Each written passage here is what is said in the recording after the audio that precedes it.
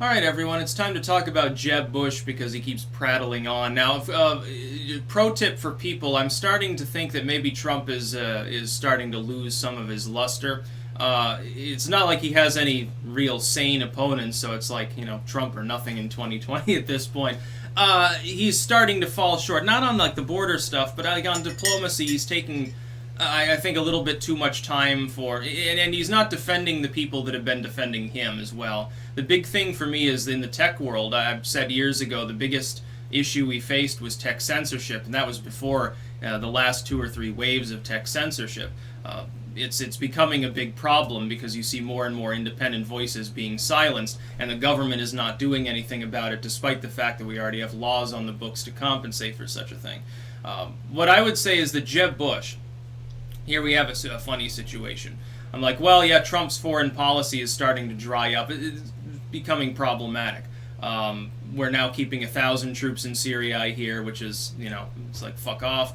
I don't think there'll be a war in Venezuela, although, the troop buildup on their border naturally has people a little bit concerned. I'm not worried about Trump, going off, hauling off and attacking Maduro's people.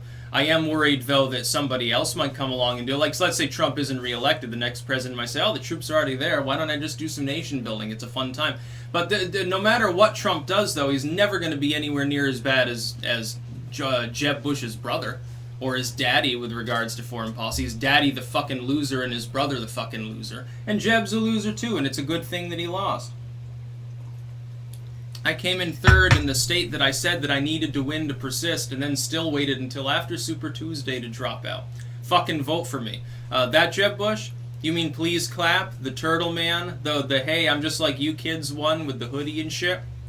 You mean the dude who's he's just basically, he's basically, imagine Brian Griffin, if Brian Griffin was not a dog and was a Republican. He even sounds the same, like if he could do voiceovers for that show. By the way, Family Guy now becoming censored too. It's like, fuck the whole fucking world at this point. Jeb Bush is a weirdo. He's from a family that's destabilized numerous nations around the world. The Clintons, by the way, are the same. Here's the other thing. People, they still don't understand that neocons and neoliberals are exactly the same. Oh, no, the Clintons and Bushes, they're not they're kind of the same thing, dynastic and rich and stuff, but then they look at the R and the D after their name and their mind can't fucking process the fact that it doesn't matter anymore. That the parties don't really stand for any broader overall ideology at this point in any real way, shape, or form. But that's the truth anyway. They're just ignorant. It's really sad to see people so fooled. Jeb Bush is going to tell Donald Trump, of all people, about foreign diplomacy. His beef with him appears to be the main bitch that Jeb Bush has as well. He's going it alone. It's unilateralism. He's not bringing our allies in on things. It's like, that's exactly the opposite of reality. Like in North Korea, for example. The U.S. has made unilateral meetings with Kim, including the last summit that kind of fell through. Although, again, I do expect there to be more progress made. I think that's the one bright spot that I'm still fairly confident in. South Korea, though, took the fore and started working with North Korea separately, or semi-separately, and they're making 10 times as much progress as we've made with North Korea. China's gotten involved. How can you say that that's not involving other parties? Of course it's involving other parties. The ROK and the DPRK are primarily the parties negotiating, and that's a good thing. They're the ones who live on the peninsula. We just happen to have a military presence and a strategic point to being there to make sure that the ROK doesn't get steamrolled by newly minted hydrogen bomb-wielding North Korea. And it shows some degree of sanity because they haven't deployed them on South Korea yet in order to expand their glorious people's empire or something like that. I think that things can go well there. In regards to the border, that's basically shuttered at the moment.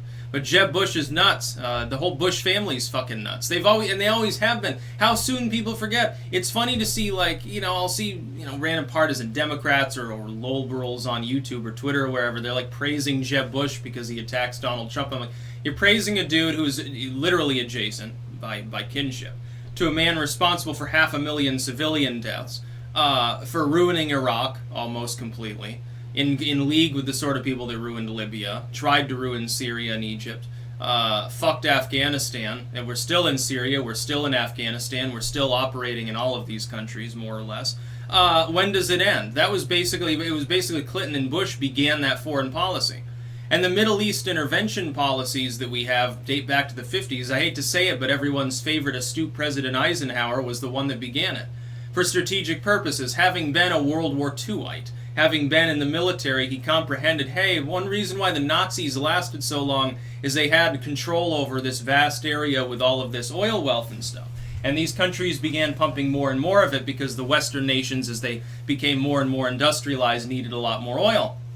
And they moved from economies like the landscape of Europe before World War II. A lot of people are still living that windmill lifestyle. Afterwards, the German concepts of the Autobahn, of building elaborate road systems for automobiles instead of, for mainly geared towards local foot traffic, that expands. You have all of these things happening in Europe, factories going up, 1,000 of them every fucking day. That needs a lot of oil. So the U.S. simply said, hey, if we control a bunch of this, it'll starve the Eastern Bloc.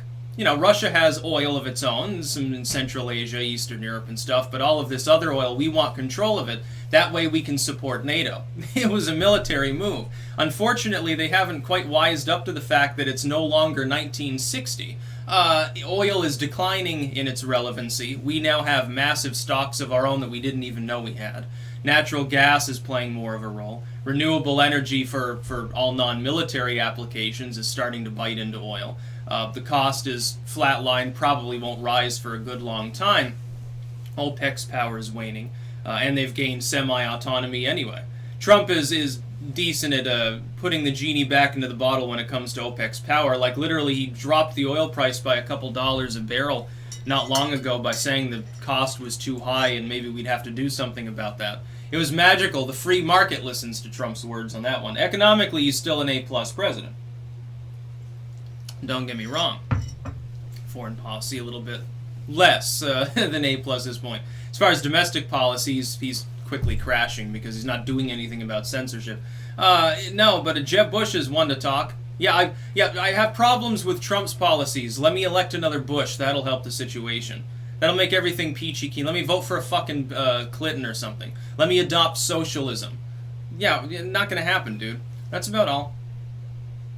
Peace out.